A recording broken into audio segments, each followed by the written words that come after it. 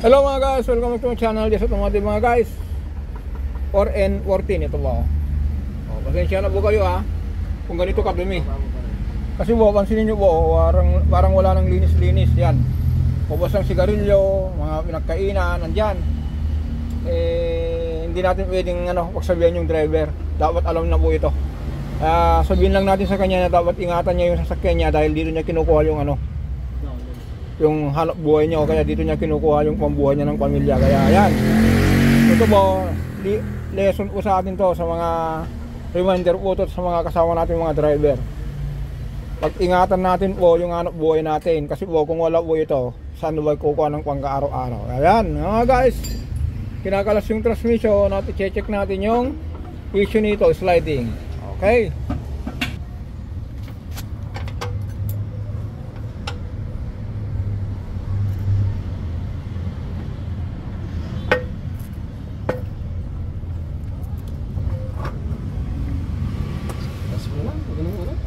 atas mo.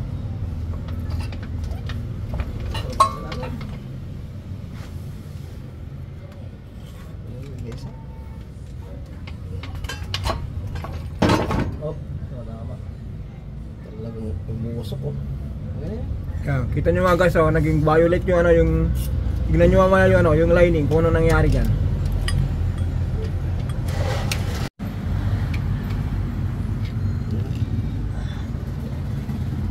Ayun, punta natin sa kabila mga guys.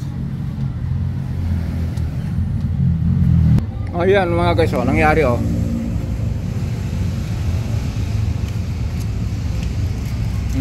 na-toasted.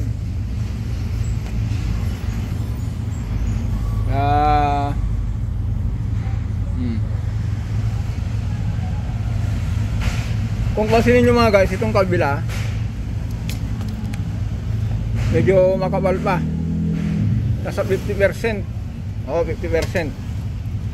Ito po, pwedeng pwedeng nag-overload siya. Pagdating sa rangkada, kinokontrol na yung clutch, o kaya sobrang traffic, ginagamitan niya unang ng clutch, yung tinatawag na clutch driver. Hindi siya nag-neutral. Nilalaro niya yung clutch para hindi umatras yung nakaano lang po siya. Kinokontrol niya sa clutch. Yan mo yung mga guys dito po kasi makapal po siya dito malalim pa. Ito malalim pa po rito malalim pa. Pero dito yan nasunog.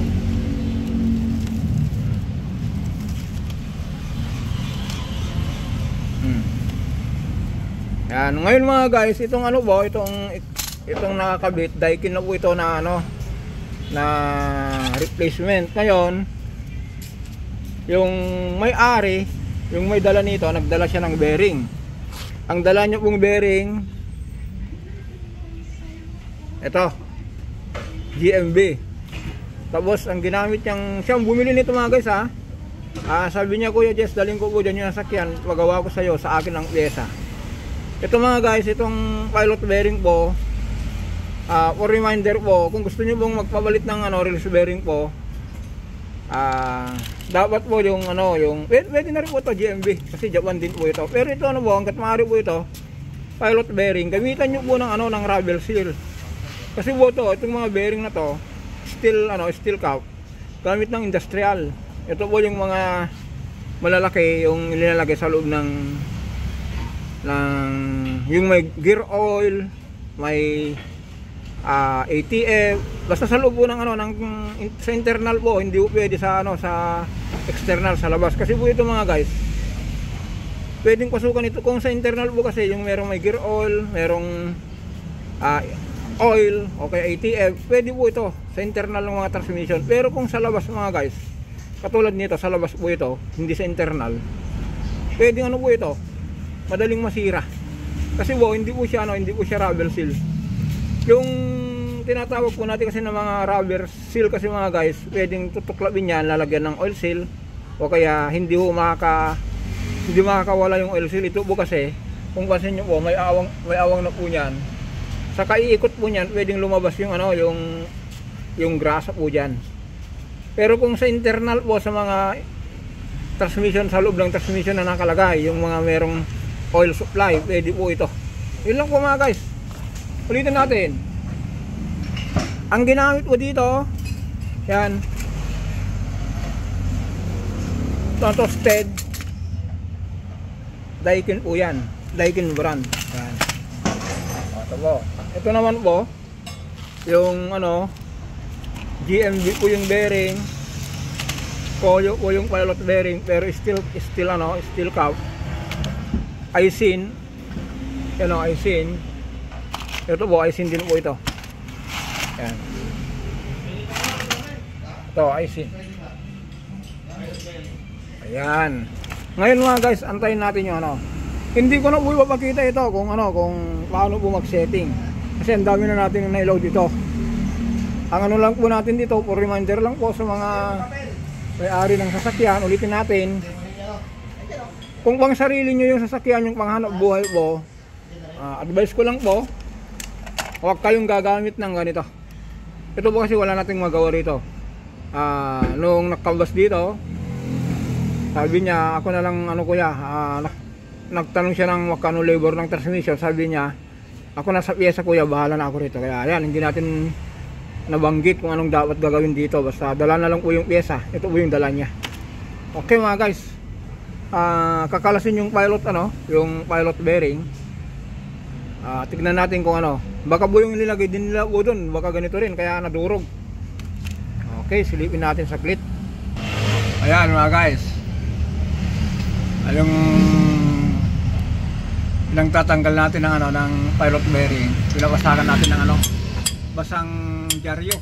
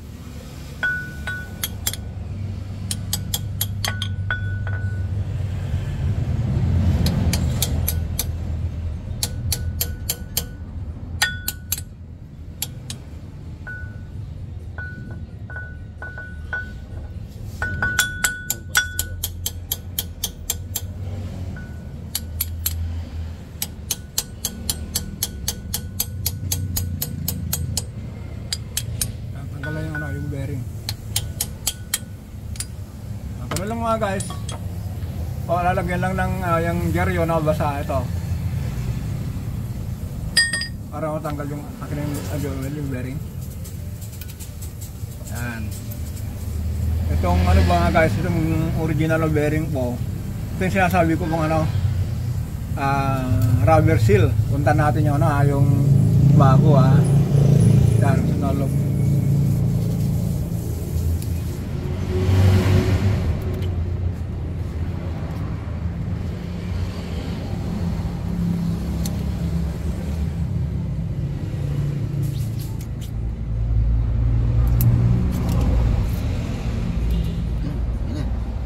Ayan. Lagyan na lang natin yung bago. Kunin natin. O ito guys, ito yung bago. Ngayon bumaga, sulitin natin. Ito po yung ano, yung luma. Rubber seal po siya. Ano, uminit po ano, yung kulay niya po parang naging ubi. Lalagay natin to. Kasi tapos pamounting na natin to.